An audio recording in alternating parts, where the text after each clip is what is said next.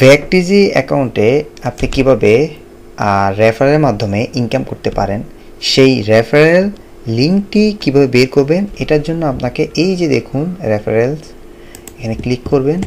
এখান থেকে আপনি এই যে এখান থেকে কপি করে আপনি পেস্ট করতে পারেন বিভিন্ন সোশ্যাল মিডিয়াতে, অথবা আপনি চাইলে আপনি আপনার বন্ধুবান্ধবকে বলবেন যেন আপনার এই রেফারেল লিঙ্কে তারা সাইন আপ করতে।